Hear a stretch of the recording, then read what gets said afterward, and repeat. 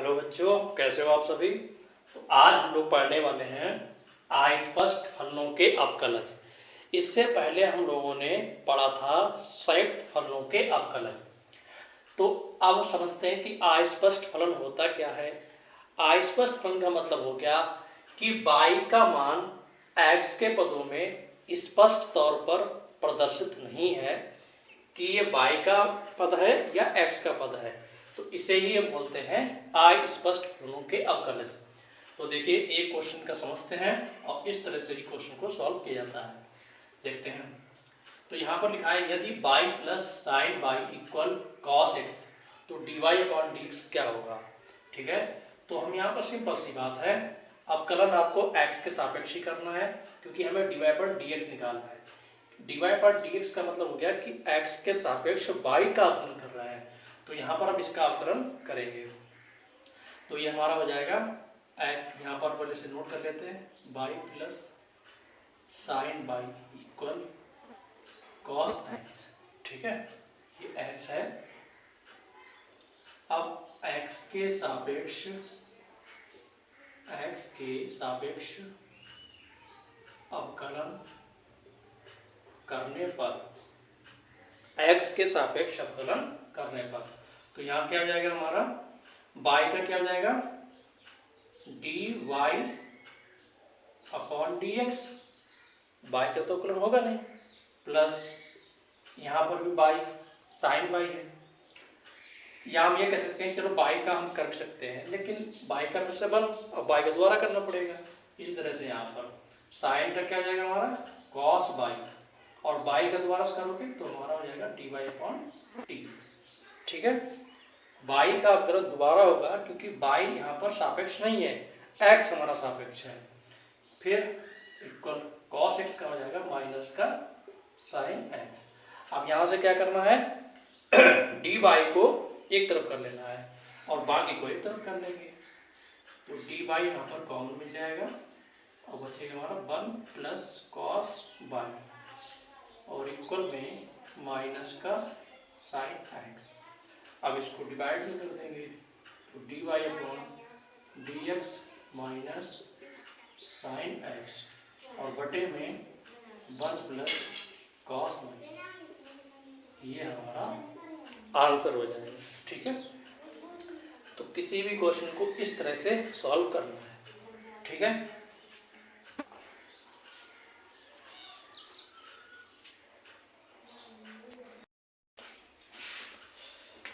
Hello बच्चों, तो अब हम लोग समझते हैं प्रतिलोम त्रिकोणमितीय फलनों के अवकलज। इससे पहले हम लोगों ने समझा था अस्पष्ट फलनों के अवकलज। तो प्रतिलोम में क्या होता है, इनवर्स के फंक्शन दिए होते हैं, यानी सब में इनवर्स लगा होता है, और त्रिकोणमिति के मान होते हैं जैसे sine cos tan cot sec cosec, इन सब के ये फंक्शन जो होते हैं वो सब इनवर्स में होते हैं। तो देखिए हम यहाँ पर सिद्ध करना है y बराबर साइन इनवर्स x बटे अंडर रूट में 1 माइनस एक्स स्क्वायर, और इसमें सिद्ध करना है टू प्रूव, यानी कि सिद्ध करना है 1 minus x square dy upon dx equal to में x y प्लस 1, ये हमें सिद्ध करना है। देखते हैं इसको। तो y इक्वल हमें दिया है साइन इनवर्स x और अंडर रूट में 1 माइनस एक्स स्क्वायर, तो पहले हम इसकी मल्टीप्लाई कर लेंगे।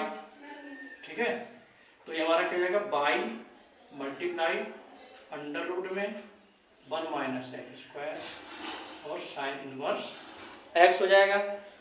अब क्या करेंगे, पूरे का हम x का सापेक्ष अवकलन कर देंगे, x के सापेक्ष अवकलन करने पर।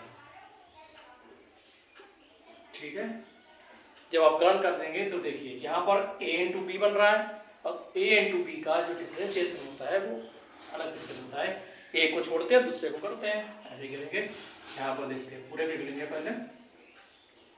तो ये हमारा हो जाएगा y, तो पहले हम y को छोड़ते हैं और दूसरे को कर लेंगे। ठीक, अंडर रूट में 1 माइनस एक्स स्क्वायर, फिर प्लस, अब इसको छोड़ देंगे और इसको कर देंगे, तो अंडर रूट में 1 minus x square D upon D x और बाई dy अपॉन dx हो जाएगा।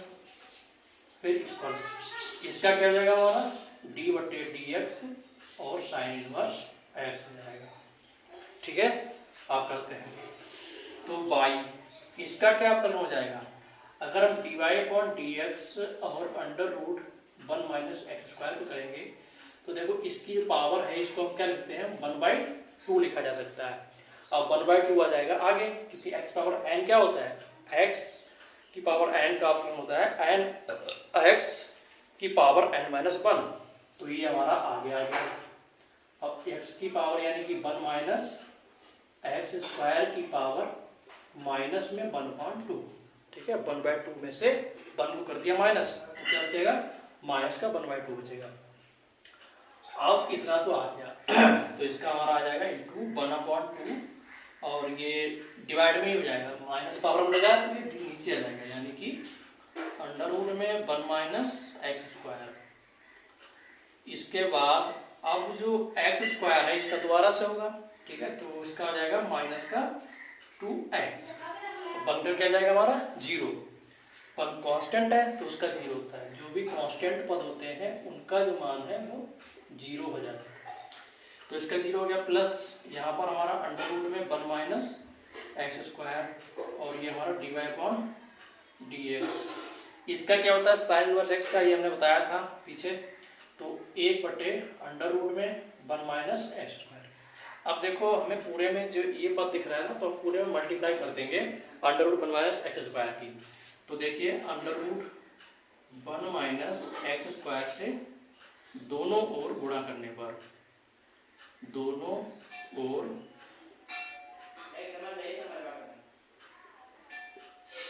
Under root 1 minus x square से दोनों ओर गुणा करने पर, जब दोनों साइड गुणा करोगे तो क्या हो जाएगा, इधर कट जाएगा ये हमारा y/2 और ये ऊपर भी माइनस 2x है, प्लस यहाँ पर करोगे तो यहाँ पर केवल बचेगा dy अपॉन dx, यहाँ पर करोगे तो यहाँ पर बचेगा केवल 1, ठीक है, क्रॉस होके कट जाएगा। अब यहाँ देखिए 2 से 2 भी कट जाएगा, तो इधर हमारा बचेगा माइनस xy और plus dy upon dx equal to 1। अब dy अपॉन dx से हमें निकालना है, तो इक्वल 1 प्लस xy, और शायद हमें यही लाना था, ठीक है। अच्छा ये बचा अभी, तो यहाँ पर देखते हैं फिर से, जब मल्टीप्लाई करेंगे तो कोई पद छूट रहा है क्या, 1 माइनस एक्स स्क्वायर छूट रहा है, ठीक है। तो हमने जब इसमें मल्टीप्लाई करी है under root 1 minus x square से, है ना, तो यहाँ पर करेंगे तो कटेगा, फिर यहाँ पर करेंगे तो यहाँ पर ये हो जाएगा हमारा 1 माइनस एक्स स्क्वायर, सॉरी यहाँ पर हमारा 1 minus x square dy upon dx हो जाएगा, इसके साथ 1 minus x square dy upon dx हो जाएगा इक्वल टू 1, और इधर भी हमारा 1 minus x square dy upon dx, यही हमें प्रूव करना था, ठीक है। आई होप कि ये क्वेश्चन आपको समझ में आ गया होगा।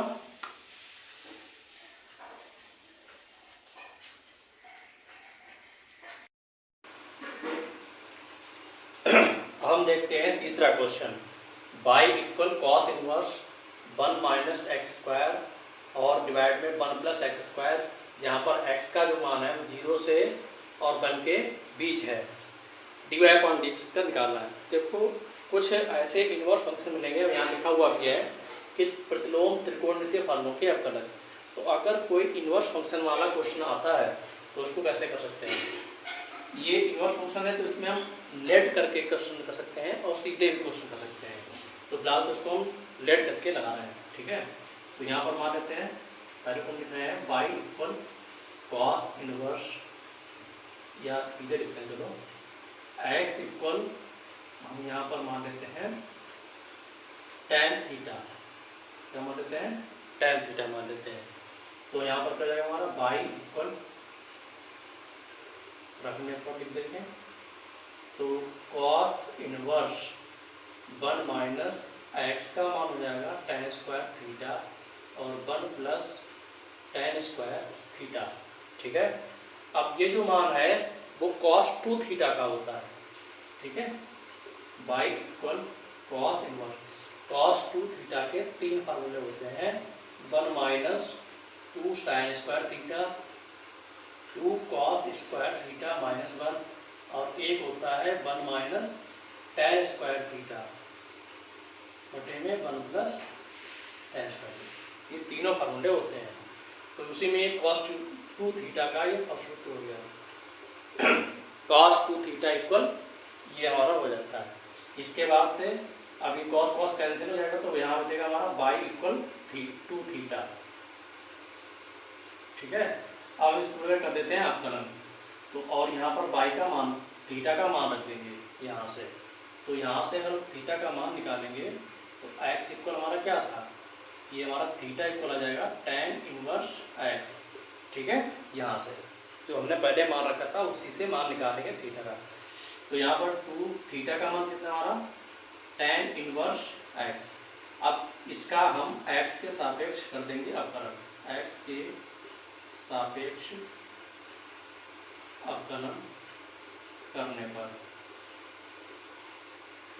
जब x के सापेक्ष अवकलन करेंगे तो क्या हो जाएगा देखते हैं कि हमारा हो जाएगा dy अपॉन dx प्लस ये हमारा हो गया ये, तो 2 tan इनवर्स x का अवकलन क्या होता है 1 अपॉन 1 प्लस एक्स स्क्वायर, और यही हमारा आंसर हो जाएगा, यही हमारा आंसर हो जाएगा, ठीक है। ये तो किसी भी जो प्रतिलोम फंक्शन दे रखा है अगर उसका हमें मान निकालना तो हम मान पुट करके भी निकाल सकते हैं।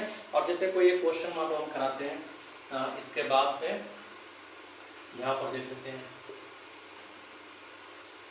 जैसे ये क्वेश्चन है, मान लीजिए मान लो y equal sine inverse 2x लिखा हुआ है, तो ये छोटा सवाल है, इसको हम सीधे कर सकते हैं x के सापेक्ष यानी differentiating with respect to x, सीधे कर सकते हैं। तो क्या हो जाएगा dy अपॉन dx, और साइन इनवर्स x का क्या होता है 1 अपॉन में under root 1 minus x square, तो x हमारा कितना है यहाँ पर 2x है, तो 2x कितना स्क्वायर हो जाएगा 4x स्क्वायर हो जाएगा, और जो 2x है या यहाँ पर ऐसा कर सकते हो 2x का स्क्वायर हो जाएगा। अब इसके बाद जो 2x है उसका दोबारा से करेंगे तो केवल 2 बचेगा, ठीक है। 2 बचेगा इंटू इसका क्या हो जाएगा 1x का 1 हो जाएगा, तो यहाँ पर हमारा हो जाएगा 2 अपॉन में अंडर रूट 1 माइनस इसका जाएगा 4x स्क्वायर, और dy अपॉन ये छोटा सवाल है। तो कभी कभी हम सीधे भी लगा सकते हैं और इस तरीके से भी मान पुट कर सकते हैं, ठीक है। इसे आप नोट कर सकते हैं। ये 4 क्वेश्चन हो गए।